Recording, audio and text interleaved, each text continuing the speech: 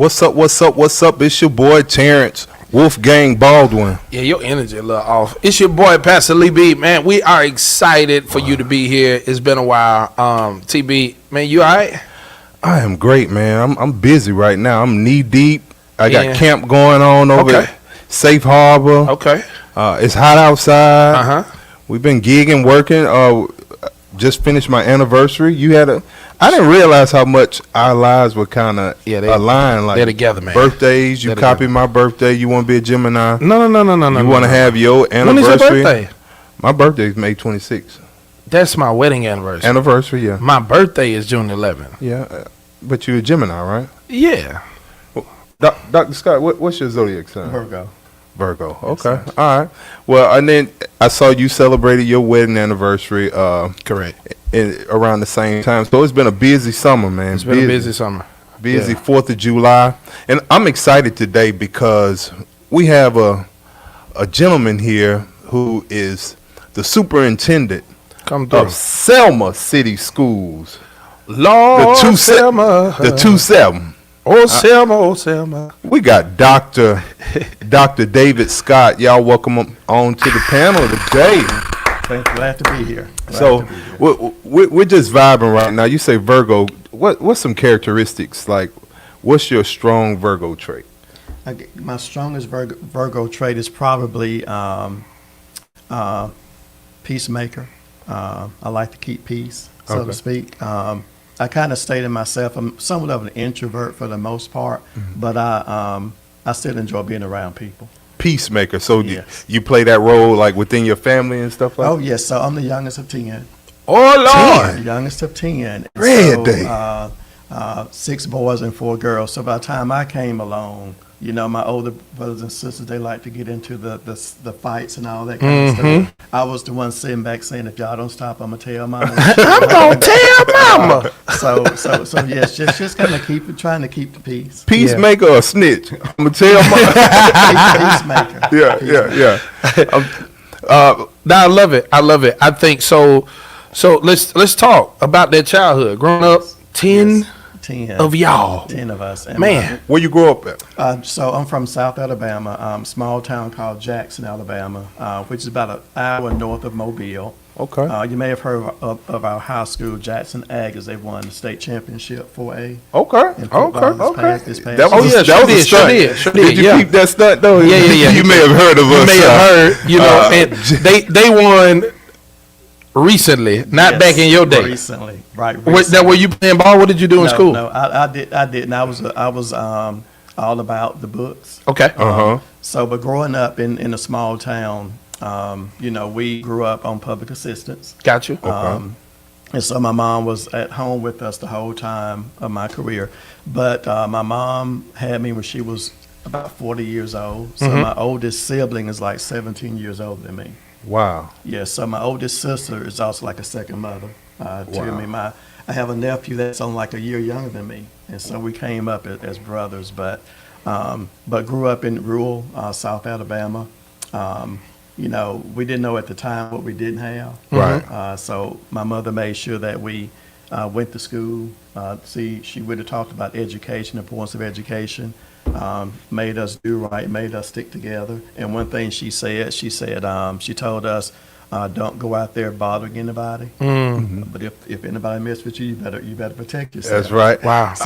So it was a, you know, I grew up in a large family, but because I was the baby of the family, my older sibling really kind of was out of the household by the time I was coming along. Gotcha. So it took us a while to build relationships because they was more like aunts and uncles and older sisters and brothers. I got you. But close-knit families still. So out of 10 kids, 10 siblings, you know, I being a parent myself, by the time you make it to the baby, they say the baby spoiled. Mom and daddy were tired of raising kids. Right. Was that true in your family? Well, that's what they said. Right. That's what they said. But I was very observant, and so I saw what happened when they got in trouble with my mother. Mother didn't play. She mean what she said, you know, and said what she meant. So I will say this: my mother never had to disciplined me Okay. because I saw what happens when you got in trouble. Absolutely. So I was never, she never had to do all that. So if they, in their eyes, I was spoiled. Right. But they did the spoiling. Right. At the same time. So you're the superintendent of Selma Public Schools. What was your, you were all about the books. What was your favorite subjects coming Math. through school? Math. Definitely Okay. math. I like it. Why math? Because with math, it was at the time it was pretty concrete. It was cut and dry. The answer was the answer for the most part, and in my mind, I didn't really question the why or the how. Just show me what to do, and I did it, and so it was math. I was the exact same way, but I heard you use the phrase "ology" in that moment. You used the phrase rather. At that time, it was cut and dry. At that time, how it you was feel cut about this new math? Well, the new math is really not new math. Is a new way of thinking about math. And the only difference now is that in our younger grades, our elementary school, we're really taking time to teach the concept, about math, how to break those numbers apart, why things are as they are. And so it's really kind of a different focus to make sure that at a younger age you understand the concept of it. Got you. Because it seems strange to us parents. Oh, yeah. Because we didn't do it like that. But it's different in terms of the different strategies and different things like that. So it's a little different way of thinking about it. Do they still carry the one in today's math? They do. They do. Okay. It's just instead of doing it in earlier grades, it has its time and place in the later grades once you get the basic foundation. But they still do it. We still carry. We still borrow. We still do those things.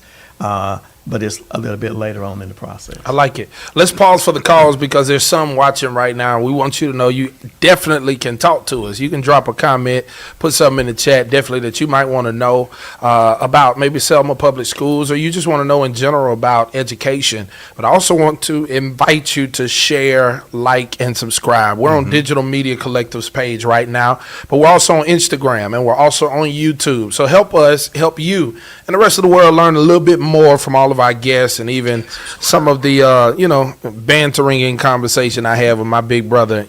Old folk and young folk, we got a way of talking to each other here at Blue Moon, and he getting older and older, so we have some fun off the cuff, and I want y'all to be a part of it. So like, share, love, subscribe. Yeah, if you have any questions for Dr. Scott, please chime in. Don't ask nothing crazy now. So let's get into it. You erased a few of my questions because I really wanted to know how long the cereal lasts with 10 kids in the house. But you said they were pretty much gone. Yes. So tell me your favorite school memory. So my favorite school memory is when I was in probably middle school, and I had a science teacher, Mr. Bryant. He was, tall, slim, one of my first African American teachers. And he was very tough on everybody. And so science was not one of my favorite subjects at all. Even though I like math, the science was not so much. But one of my favorite memories is that he would always encourage us. He would always stay on top of us. He would always be hard on us. He never let us use an excuse about why we couldn't do anything. And I just appreciate the fact that and I was a quiet person in school. I was quiet. I only talked when I had to talk. And so the fact that he knew my name, number one, and that he made it a point to have dialogue and converse with me and talk to me and try to get me to kind of talk and open up. And that meant a lot to me because as a child, like I said, I didn't talk a whole lot at all. Got you. So he made you feel like he cared. Oh yes, he saw me. Yeah, he made me beyond feel the scores and beyond the test, and I think that matters even still today. So now you're a superintendent, and at one point, and the way it looked from me, my perspective. Of course, I'm not an educator in that trade, but rather from the religious perspective, it looked like y'all were poaching a bunch of our teachers. Like they were getting signing bonuses to come to Selma. Oh, you know what? We got to speak on that because education has really become like showtiming now. It's like drafted. Yeah, like free agency. I'm taking my talents to Selma. Yes. So speak to that. Like, does that get the community excited to see those flyers with principals and who's being drafted over here? What does that do? Well, it does. One thing it does is that it kind of energizes the community to know who's coming and the commitment that's being made by people choosing to come. We have a lot of employees that drive into Selma from Montgomery and different places. And so that says a lot about their commitment to do that and to be vested in what's going on. And, as you know, we do have a shortage of certain positions in education, special ed being one of them. And so we do have a stipend, a $5,000 stipend for special ed teachers because we're still trying to attract special ed teachers. And so because that's a very important area that serve our students. And so special ed is very important, and we just need more special ed teachers. Wow. So you hear that? What they have to be certified? Well, yes and no. If they are certified, then they get a $5,000 stipend for the next 3 years. Oh, wow. So, listen, for the next 3 years, that's $5,000 per year for the next 3 years. If they're not certified, they get $3,000 per year. And if they get certified during that time, then they would get the additional $2,000, and they would get the $5,000. y'all need a theology teacher? Yeah, right. Cause So special ed is, and that shows the commitment to our Board of Education for agreeing to do that because they see the need for us to fill those We'll speak to this. What type of person, what type of character would you look for to be a special ed teacher in general? Someone who has, number one, a love for students, Right. but someone who also understands the challenge because it does require a different level of commitment to work with our boys and girls who have certain needs above others. And so just someone who has patience as well, and just have a commitment, is the main thing. Just being committed to the cause and committed to the students and committed to the craft. So what do you think is going to happen to the future of education? Like, there are not a lot of certified teachers in our schools these days. So what do you think that's going to come to? I don't know, but it's causing us some concern now because we've seen this several years ago in terms of a shortage of teachers. But we do appreciate those of our employees who do not have that background in education but still chose to come because what that means is they're choosing to come and to learn and to also get certified at some point to be educated as well. And that requires a different type of commitment. Absolutely. It also requires a different type of support because they don't have that background that other teachers do. But the unique thing about it is that the expectations are the same. So on day one, when you walk into that door, when the boys and girls come, whether you're a certified teacher or not, the expectation is the same. So we do a lot of work ahead of time to make sure we get all of our people prepared for that first day of school. I like it. Now, we really want to get into, your vision for Selma and even further talk about a few of the discrepancies I think I can see from the education system of old and the one we have currently, what sometimes seems like a lack of passion and more about pay and things of that nature. But let's go lighter for a second. What is on your desk and what does it mean? I have a lot on my desk. The biggest thing I have on my desk right now is probably job vacancies, honestly. School starts in a few weeks. We're still trying to hire teachers. We just hired our last principal of one of our schools. Barlow? Dr. Barlow, yes. Yeah, I saw that. Yes. I worked with her this summer at Yes. Selma High. And so, and then also too, central office positions, we have a couple of those opening still. So just trying to make sure that we are prepared for the first day of school when the boys and girls show up on August the 10th is the main thing.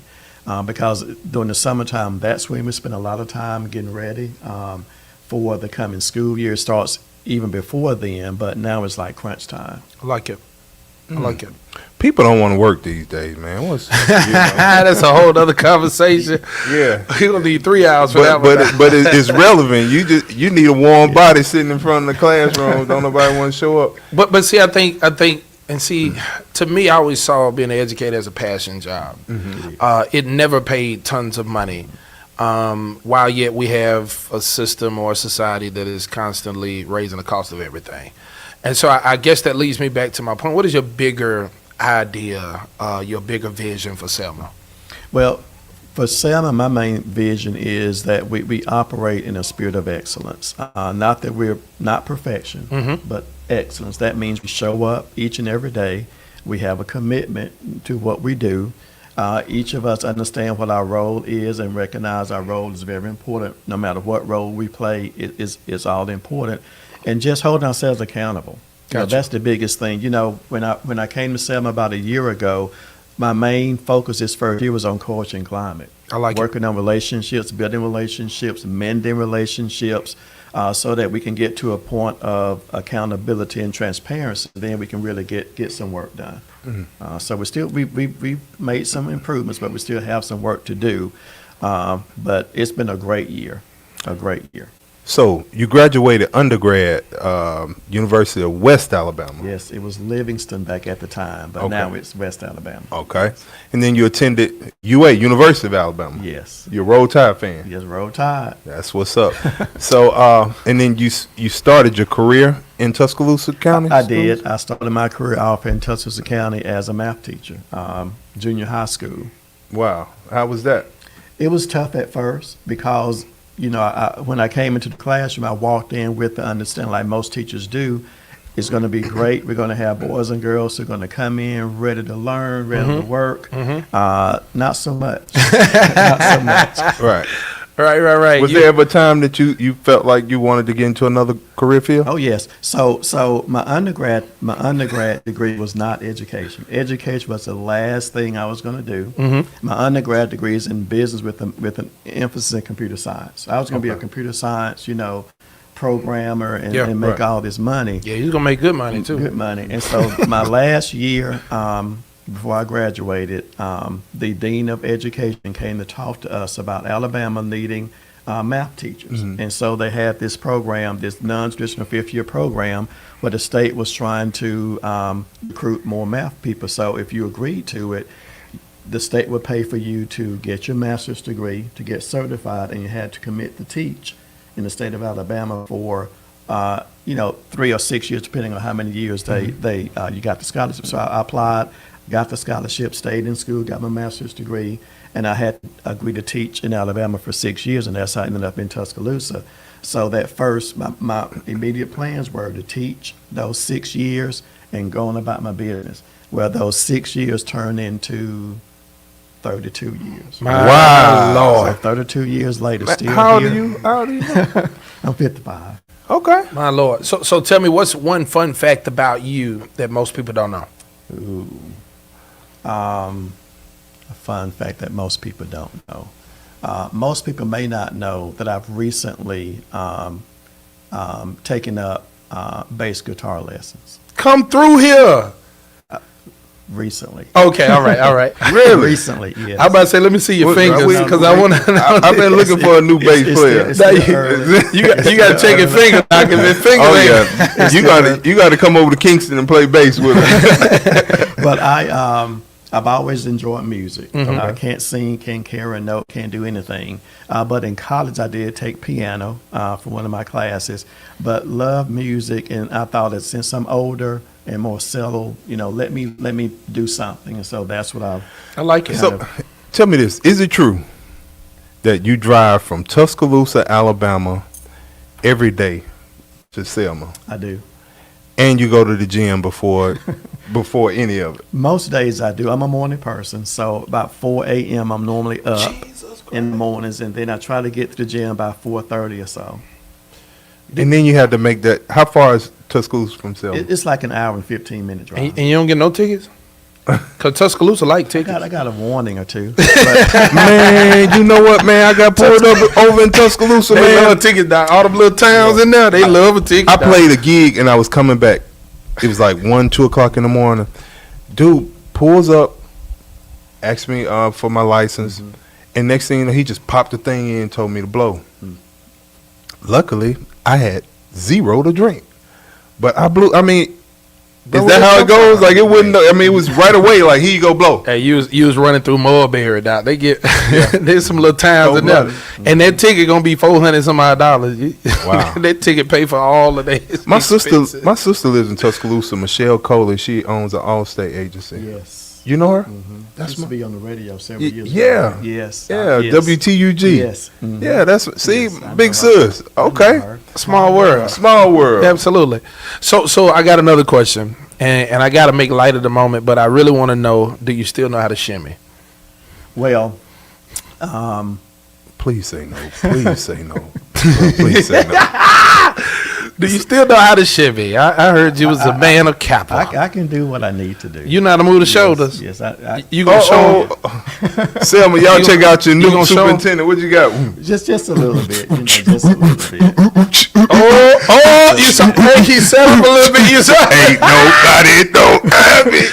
That's what year you come across Just recently, I did grad chapter. Okay. So 24. So What? just a couple years ago. in Tuscaloosa? Yeah, Tuscaloosa alumni chapter. That's I what's like up. it. Yes. I like it. And you know how to shimmy. Come through grad But I chapter. took a few lessons. Shimmy Hey, you know the one-on-one. news, they be practicing before they cross.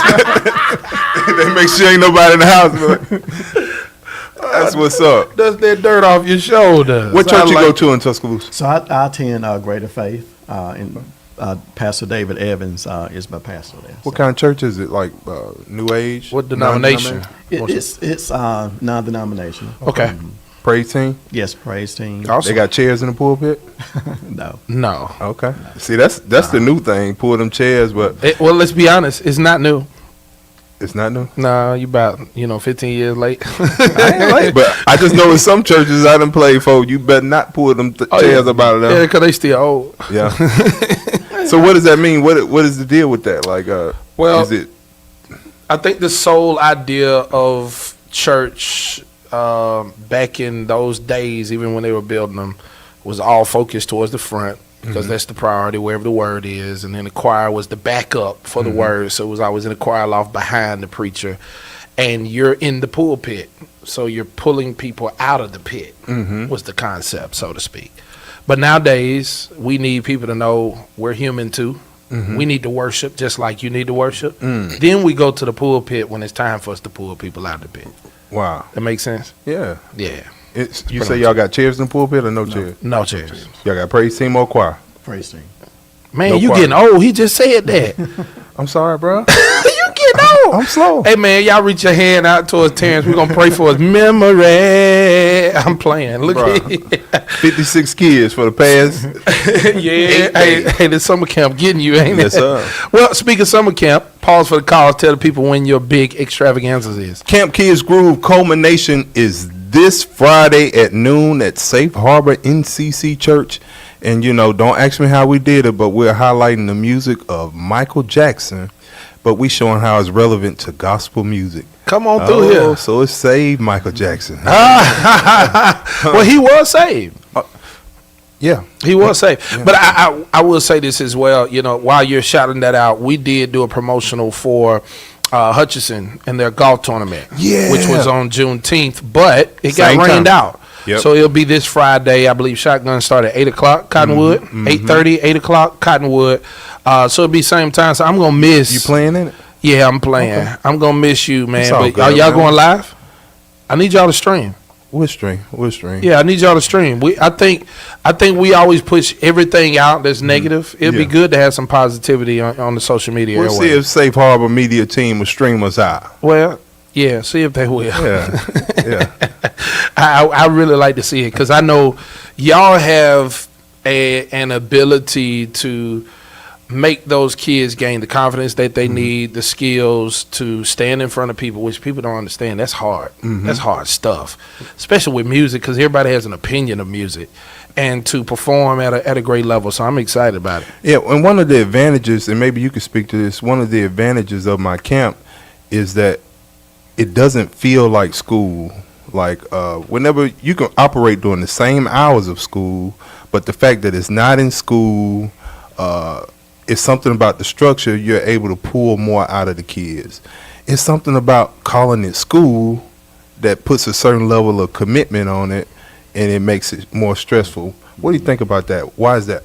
Yeah, I agree. Most people when they think of school, a certain connotation comes to their mind, and so and even with education nowadays, yes, we have teachers who teach, but we have to find ways to tap into the interests of our students. And we can't stand and lecture like we used to because we're going to lose them. Right. So we have to figure out ways, to make it fun, make it meaningful, make it impactful.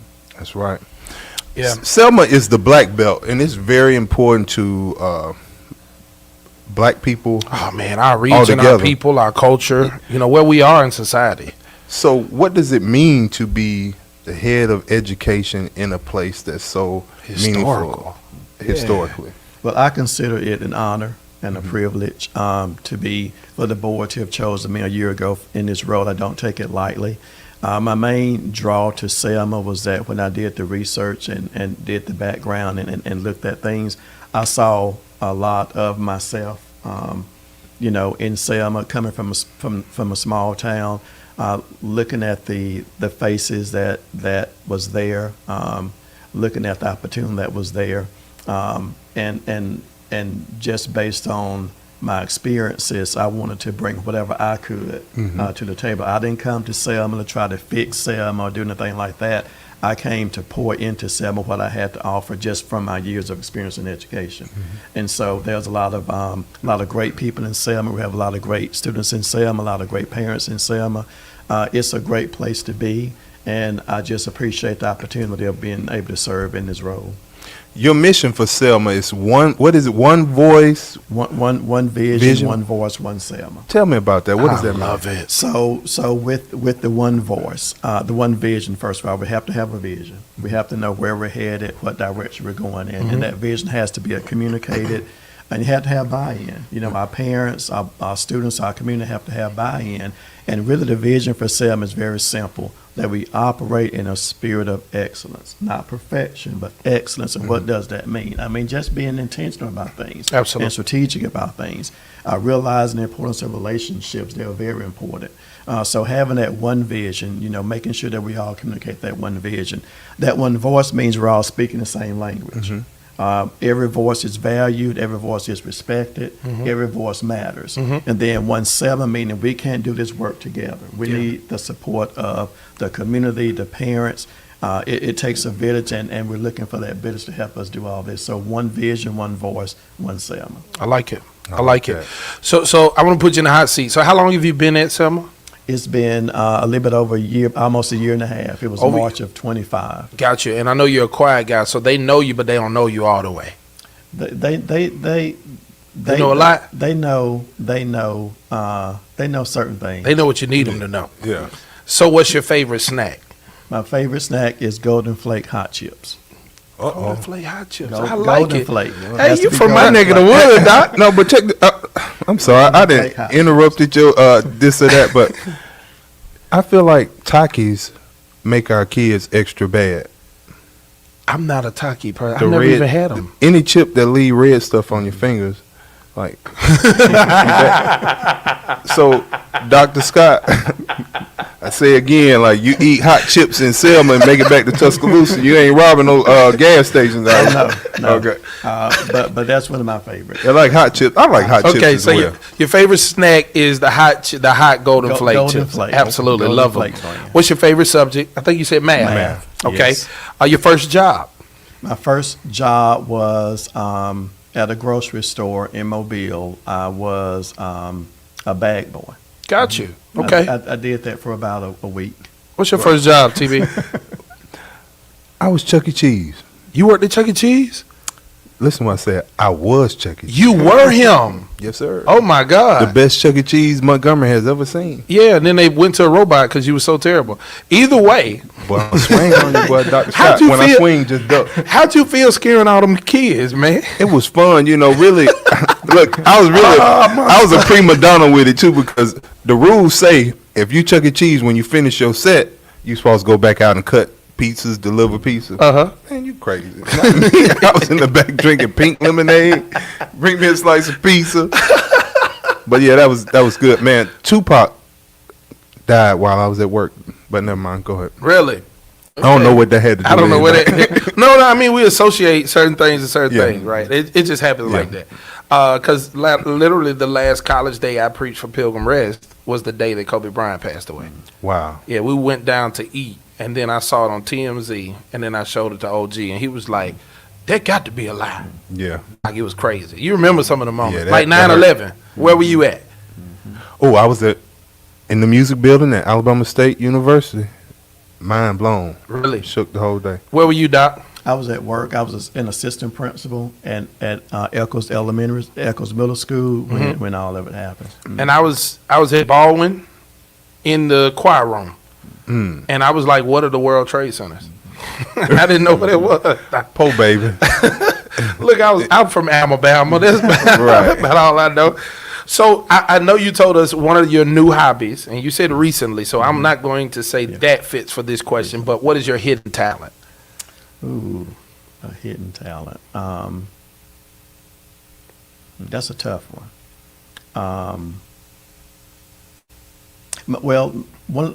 I guess not a talent, more so of a hobby. I do make. I used to make jewelry, Okay. like inspirational type jewelry, and it was the theme, wrist inspiration. Got Like, you. you can look on your wrist and get inspired by something like So kinda like What is that? What like is this.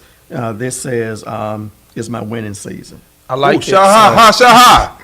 Hey. So them ball tongues right there. like I said, on purpose, Yeah. different things. So I did that for a little while as a way to provide some inspiration. If you're having a bad day or just having a tough day, you can look on your Look at wrist your and be wrist. inspired. Respiration. Yes, I like And then it. what's over that? That's Noop on the Apple Watch band. it is. Okay. Po baby. That ain't inspiration. That's inspiration. Degradation. I don't know what Degradation. I don't even know what that is. Oh, so what about a dream vacation? Where are you going? So I love the beach. Okay. Love the beach, and so one of my favorite places is Destin, Okay. Florida, to go to the beach. And I like so, it. Anytime I can get to the beach, I don't get in the water. I'm on the beach. I'm one of them people too, man. I'm an on the beach guy too. I don't Now, I get in will the get water. in the water, but it's for Just the a little kids. bit, just It's a for the little. kids. I may walk in maybe to my knees, maybe. Right, but right. That's as far as I'll Yeah, I'm a in the pool guy, but I'm a on the beach guy. Reading a book, listen to a podcast, something like that. I'm thinking about going to Destin in a couple weeks. Really? I got to get down there. So I preach in Pensacola Friday. This Friday? Yeah, this Friday. I No, drive down not and this preach Friday. You in Pensacola. a golf tournament here. I'm leaving the golf tournament, going to Pensacola to preach. Waking up the next morning You to can play tell he golf. in his 30s, dog. You go play golf and then go preach, bro. When I play golf, I ain't doing nothing else. Wake up the next morning and golf again, looking at the water. Oh, that's Hallelujah. Nice. You gonna be back for church Sunday? Absolutely. You bet your bottom dollar. That's what's up. Yes, sir. Yes, sir. So, You come with me? You're old man. I let old folk hang with me. I'd be asleep for half of that. I got one more question because you are such an intelligent man, being all about the books all of your life. What is your favorite quote? So my favorite quote is by Frederick Douglass. And I'm a paraphrase. It's easier to for the top. It's been easier to really pour into our young guys as opposed to trying to fix them when they get older. It's the biggest thing because that's part of what inspires me as we work with our students, as we work with our young people, to really pour into them now while they're younger, because there's so much going on. They deal with so much, and the things they deal with now as children, I don't know how many of us as adults could really deal with that and show up every day. Right. And then they come into the school. We expect them to sit there and learn and do all these things when they got all this other stuff Absolutely. that they're carrying with them. So really kind of pour into them and build them up while they're young, so that they're not, broken, and we're not trying to fit pieces together when they get Absolutely. older. That's heavy what you just said, because Yeah. I hear most of the time I hear older people saying these kids don't have the strength to handle stuff. They're weak. do. But what you're saying is actually they're dealing with more stuff and they just appear weak to us. Absolutely. Right. They deal with a lot. They have a lot on their plate, and just think about the different things they're exposed to. They have the world in their hands with their cell phones and this technology. They have everything there, and so, they still need us to kind of filter some of those things. Wow. Absolutely. That they're seeing and going through every day. And so, my daughter, she's 22, and even with her, we had to have conversations early on because of the things that she was exposed to just in daily life as a child, things that we weren't ready for her to know about yet, but here we are. Yeah. And as you can see now, I know a lot of people that at least a couple times a year they take a break off of social media. They'll purge their pages and they'll take a break. It's hard having to keep up the facade, of having this glamorous life on social media and then manage your real life. So I can see how that's a lot on people. I think that should become a norm. Not even taking a break, but some should disassociate themselves with it. I can honestly say, as a person who's been on social media for years, I never felt like I needed a break. It was because the real life is what's important. Absolutely. And so that never really mattered. But I've never felt that I needed a break. I think it's a thing of prioritization, and I think because I ain't gonna say because you grew up in it. I just think it's because of how you were raised and reared, maybe, and or life circumstances, that you use social media as the tool that it really is, versus allowing it to become your life. Right. Right. And when you allow a tool to become your life, that tool can have its way with you. Because Facebook changes all of the time, So it's the microphone. Validation, all of that. Yeah, it can shift, man. The agenda of the creators. Right. It can start making your life weave and move and wobble in different directions. So, Dr. Scott, you kind of shared your vision for Selma. I want to do one more segment. I don't know what you have, T, but I want you to finish the sentence. Okay? Sentence goes, first one, education changes. Education changes lives. It changed my life. Coming from humble beginnings, the difference maker for me was education.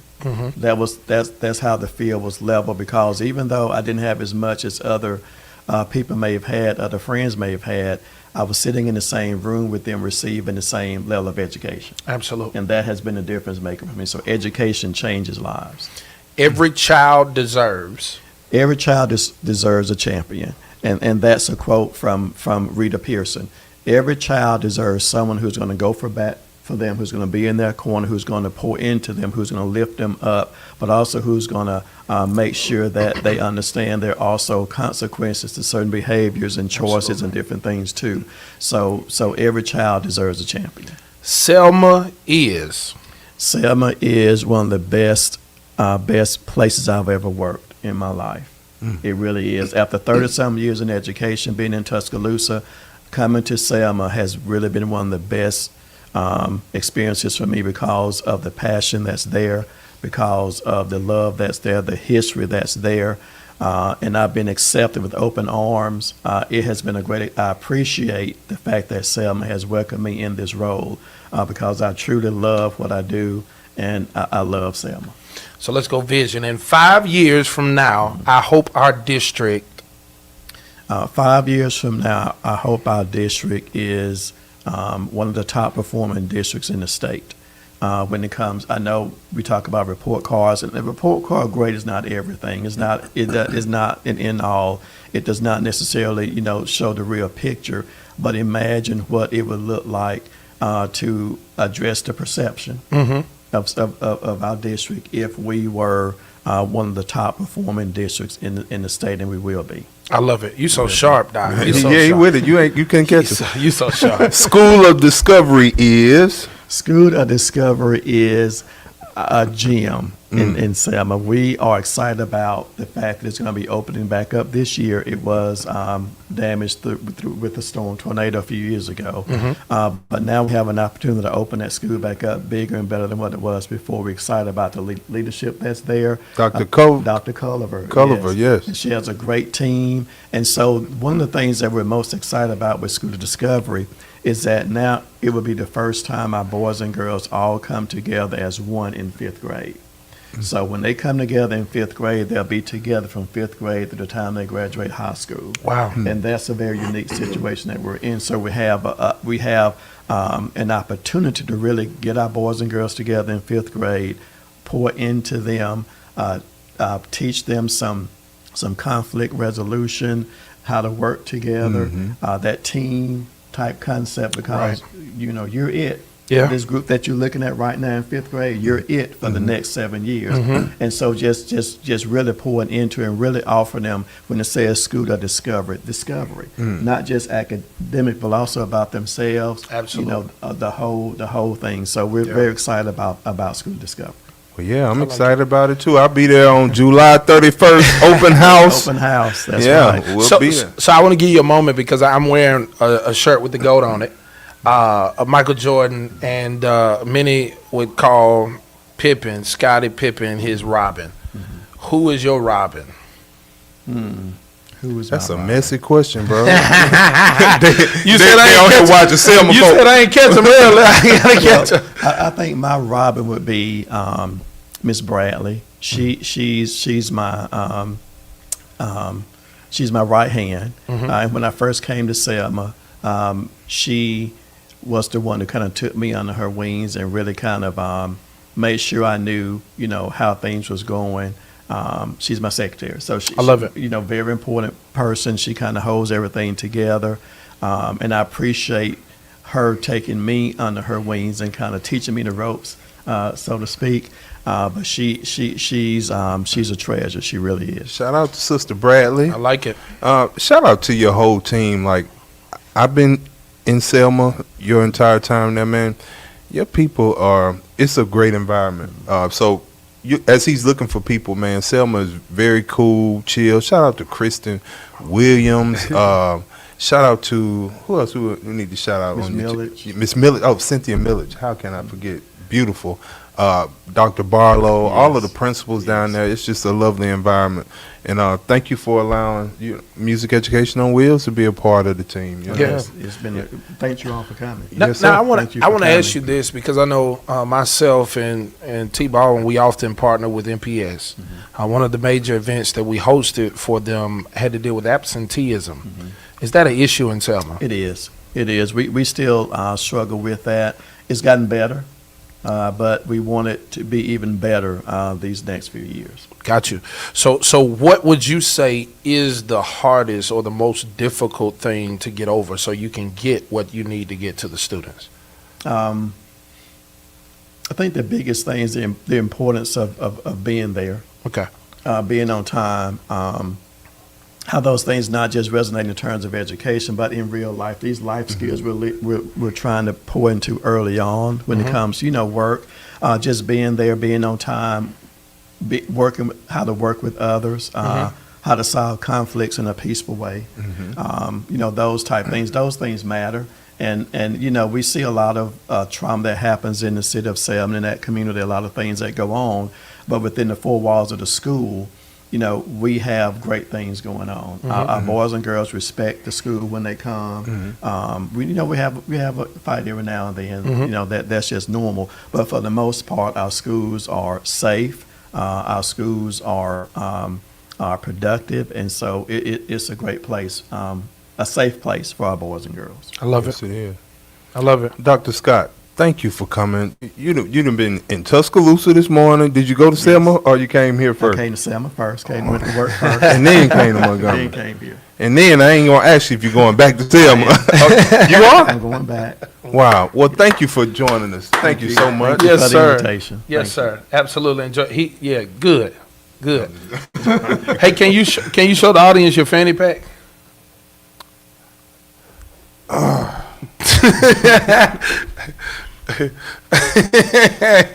Michael Jordan fanny pack. I need y'all to tell me, are they coming back in style or no? I'm just really trying to figure this thing out. He is definitely always someone who's pushing the envelope. But you ain't see how flat that stomach is though. You see that stomach? I saw how flat the fanny pack was. That mean you ain't got nothing in there. Man, you always got just compliment me, bro. Dr. Scott, amazing job, amazing Thank you. interview. Yes, sir. Great to meet you. I don't know how you wake up so early in the morning, but it is a blessing to have superintendents that care about students. That's right. We know, it's too many people looking for the bag right now. and they're leaving our next generation behind, and/or to fend for themselves to some degree, simply because they trying to get their money, they money. But shout out to Selma Public Schools and all that you're doing, and we're excited to see what y'all shall become in the next 5 years. I heard you. Yes, sir. You Yes, on sir. here. He Thank gave you. us his word, so That's we right. gonna believe God that he gonna make it happen for you. Thank you. I All right. appreciate that. Hey, man, y'all continue to like, love, share, subscribe. We back like we never left. It's been vacation time. TB is grinding. Whenever you had the opportunity and you see sold out on something, I promise you, you in for a treat. So make your way there. Y'all got something coming up soon, TB? None public. None Nothing public. I can- Well, so I'll just tell you this, man. Hutchinson's golf tournament is this Friday, but there's another one coming up. Our third annual, New Home Mount Meg's third annual golf tournament for scholarships comes up the first Friday in August, which is August the 7th. Your boy's pastor's anniversary is the second Sunday in August. It's about to be an I'm eventful coming. I'm August. coming this year to that. You gonna come? I won your Which golf service? tournament last year. I You gotta come to won that. the golf tournament. Yes, sir. And then I gotta I gotta be at Beulah by 9:45. That's fine. You can come at 8 o'clock. What time do I have to get there to get a seat? I ain't sitting in no overflow room. Now I'm your co-host. I got you, homeboy. Tell your I promise. ushers like when they see me, walk me to the front. No. See, now you talking like that, they're gonna put you on the bench with the preachers. Okay. Oh no, sir. First of all, you don't have benches up there. Well, no. We Okay. sit on that front row on the Okay, side. okay, Yeah, all it's been a while since you've been there. It's all right. So It's I all watched the live. I But we commented got you. this We past got week. you though. You come second Sunday. You don't have to wait. 8 o'clock. That's our business crowd. It's a good, nice crowd, but it's not overflowing like 10 o'clock. Okay. So Your just club come through. folk come at 10. Hey, he said it, and I back it up. But either way, we hope and pray y'all have a good week, and more so have a great weekend. Peace.